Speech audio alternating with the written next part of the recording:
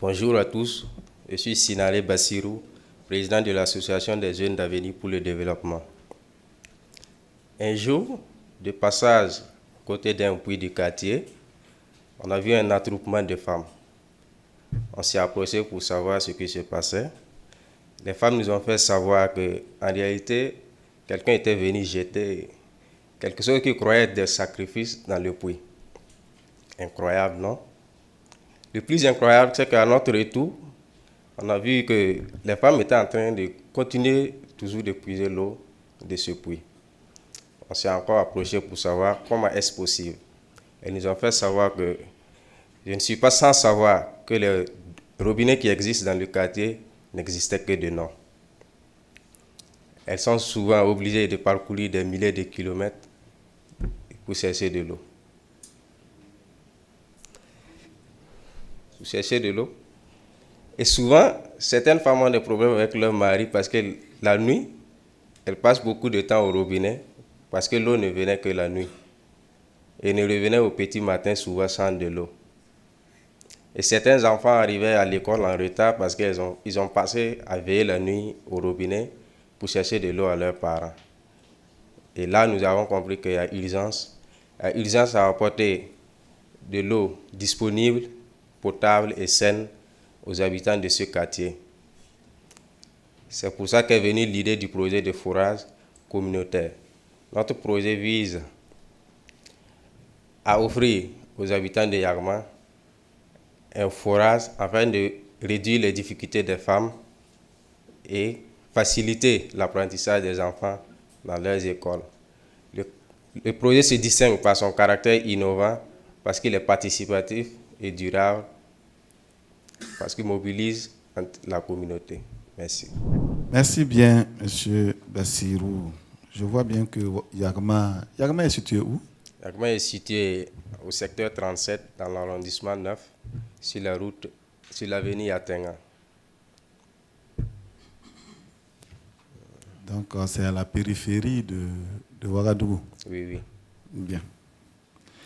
Alors, vous voulez réaliser un forage pour soulager un tant soit peu les femmes et la population. Pour cela, vous voulez mobiliser la communauté. Oui, oui. Comment est-ce que vous comptez faire pour mobiliser les ressources qui seront mises à disposition, qui doivent être utilisées?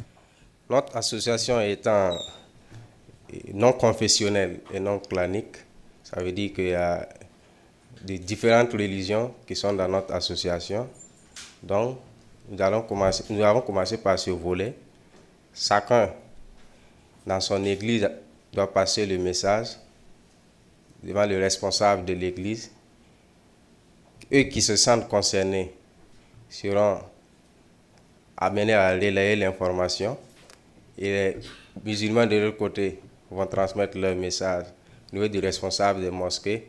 Et on a commencé déjà à sentir ses effets puisqu'il y a déjà une mobilisation qui est faite. Voilà. Quel dispositif vous avez mis en place pour la gestion des ressources? En fait, on a mis en place un comité d'organisation qui en part en tête, qui donne les informations à l'association. Le comité d'organisation est composé des chefs de quartier, des responsables religieux, qui ont élu à leur sein un président du comité d'organisation et qui est censé de veiller à la bonne marche financière et autres. Vous avez dit que les forages qui existent là-bas sont de nom. C'est bien ça? Les robinets. Les robinets. Oui. D'accord. Est-ce que vous êtes assuré que la nappe est de qualité? Est-ce qu'il y a eu des éléments techniques préalables? Oui. Pour votre document, vous ne précisez pas quels sont les bénéficiaires, à combien se chiffrent les bénéficiaires directs de ce forage et de manière indirecte. Vous avez annoncé également la création d'emplois et nous aimerions savoir si ces emplois seront rémunérés ou bénévoles, s'ils seront permanents ou saisonniers.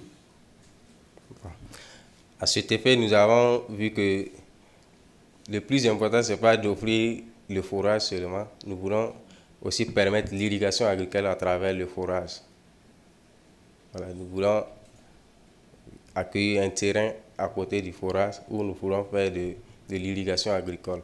C'est de ça qu'on parlait de la création d'emplois.